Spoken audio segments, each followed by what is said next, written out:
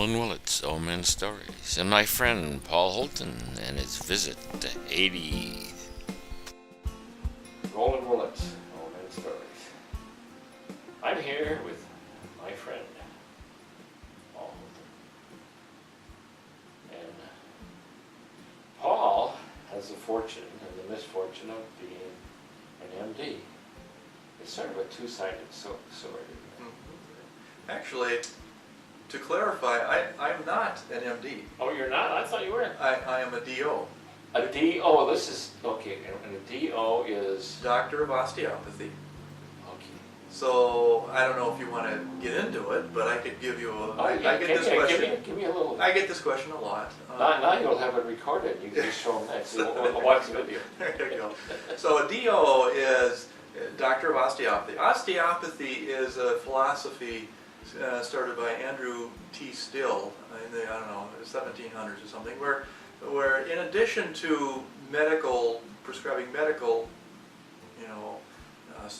medications, it also had a more holistic approach. They utilized a lot more chiropractic, and they saw the advantages of doing some manipulation and massage for treating illnesses and diseases, and in addition as an adjunct for the typical medications and surgery and all the other things. So it's the same schooling.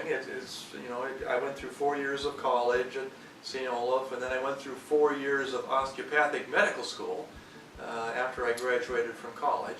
And so then after 4 years of the osteopathic medical school, where we learn, in addition to the same things that medical doctors learn, we also took courses on manipulation, on chiropractic stuff. And then after the 4 years of medical school, I did a 1 year rotating internship, and then 3 years. This is all in Chicago.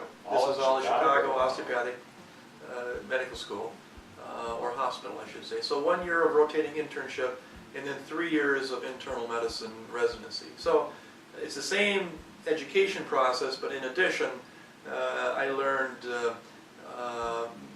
more musculoskeletal, hands-on, techniques.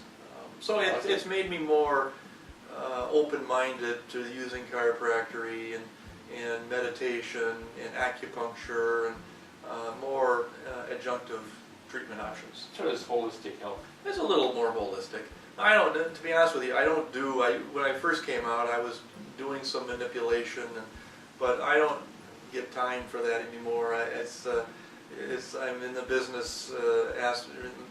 My business tells me you can only spend 15 minutes with a patient, and boy, I tell you, it's hard to manipulate someone in 15 minutes. And then, sure. So I use a lot of chiropractors, to be honest with you.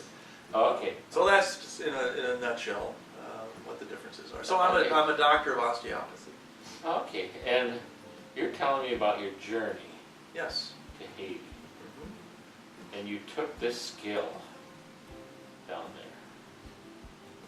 there. And how did you use it in a place like Haiti?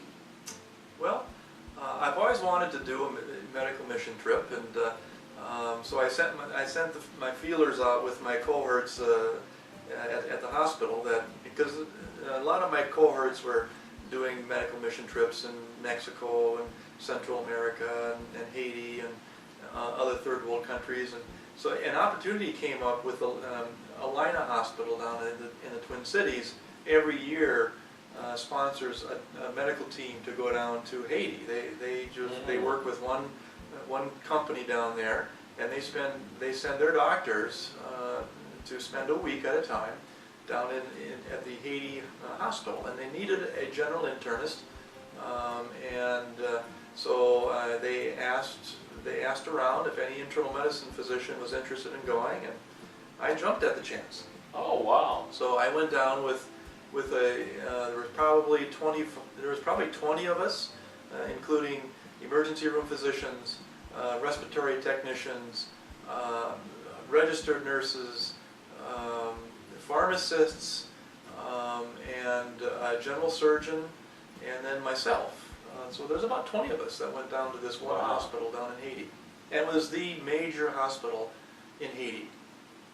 And we staffed the entire hospital for 1 week, and that's how they do it. They take groups of medical teams that come in for a week at a time, and then I think it was Sunday where you sort of, the next team comes in, and the leaving team sort of gives sign out for an hour or two, and then they leave, and the next team comes in. Wow. Well, how do you find the transition? First of all, in going in and being a doctor at a place that you're foreign to for a whole week, and all of a sudden have to do it. I mean, I can see surgeons on the battlefield being good at that, but someone that sat at his own office for years. Yeah. Well, but this is what we have done for many, many years during residency. We would spend a month on a ward, and then we would sign off to the next team coming in for a month.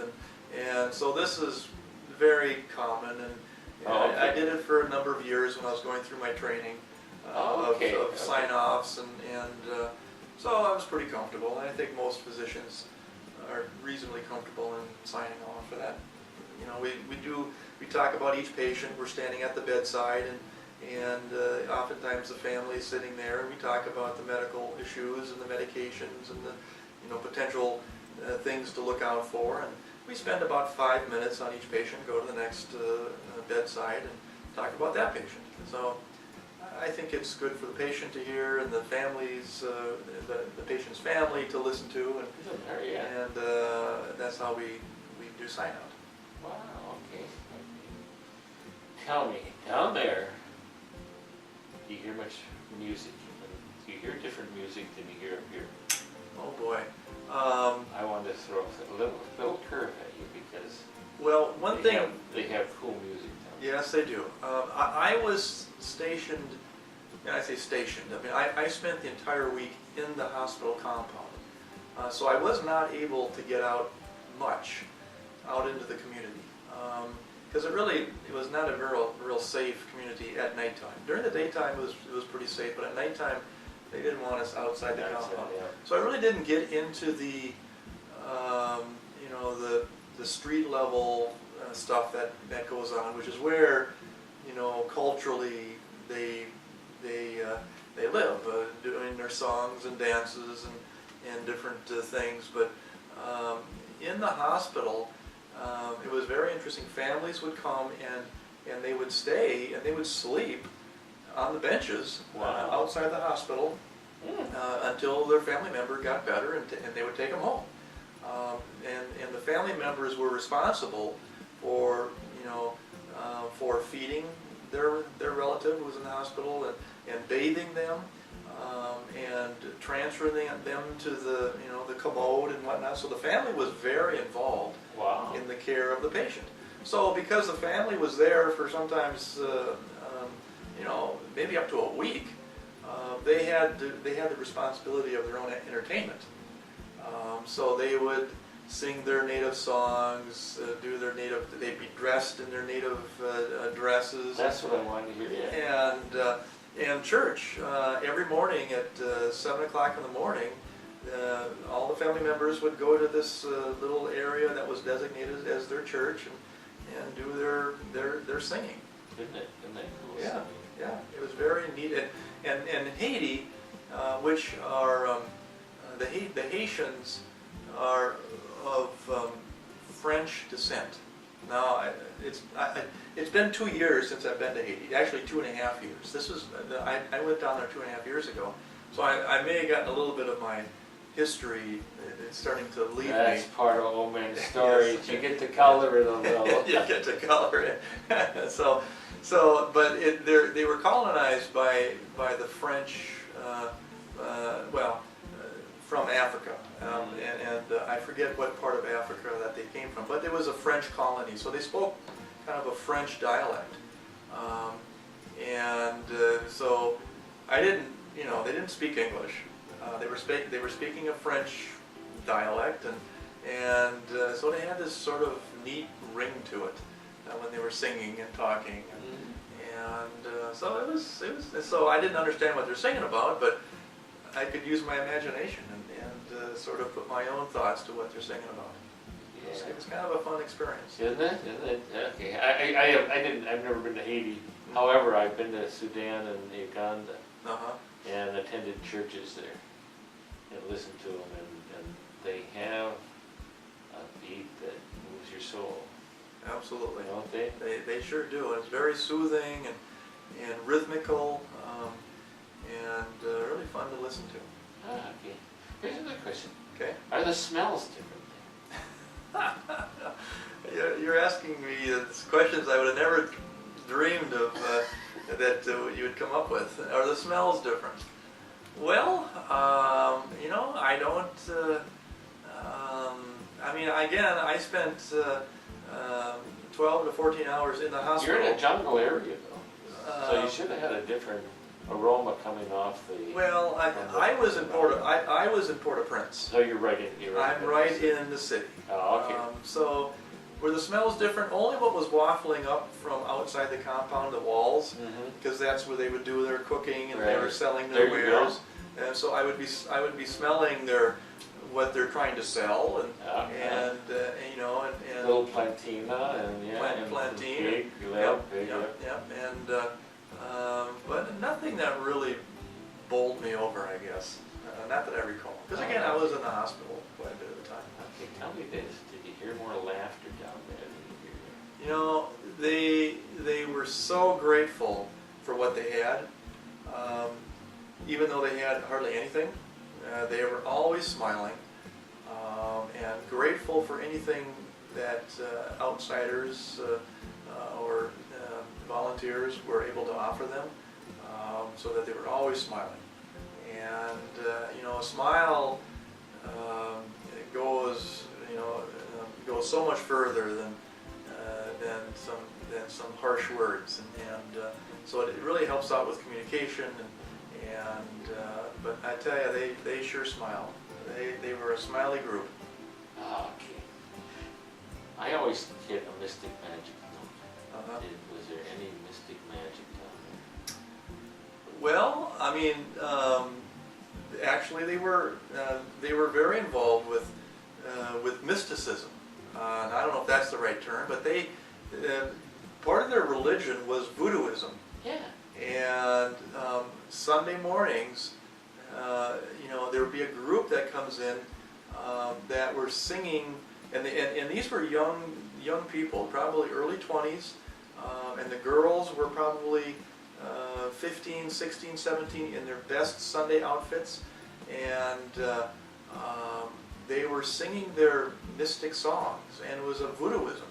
I didn't quite gather exactly what they're telling me or what they were singing. Basically, telling the patients who were in the hospital bed that they will get better, because they were quoting someone in their history who was on deathbed, and they believed strong enough that they were going to get better, and in fact they got better.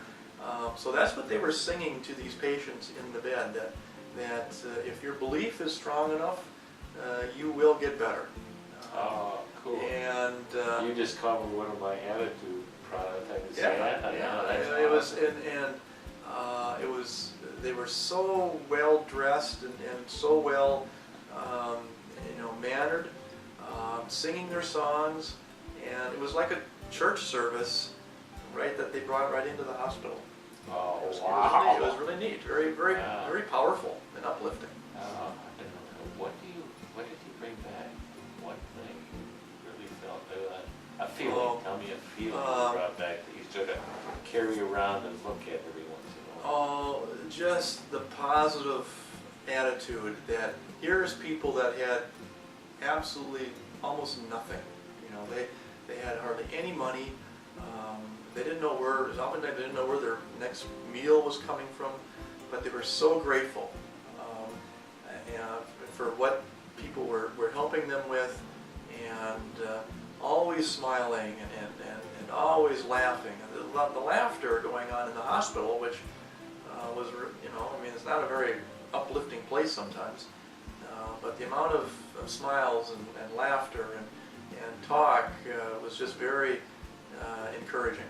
very fun to listen to, and just the amount of gratitude that these people had, even though they had so little. That's the one thing I will always remember, and that's what I brought home. It's very carry around. Mhm. One of those cool things you bring home. Yeah, it was just very, very fun. Okay, now we're gonna end this by, you're gonna say, Paul Holten, Old Men Stories. Now, does that mean I'm an old man? Absolutely, you're an old man. I talk to your kids and I know you're an Yeah, old man. I'm sure they're the first ones to tell you. That's right. Paul Holten, Old Man Story. Roland Willits, Old Men Stories. Old Men Stories, one more day with summer neighbors and friends.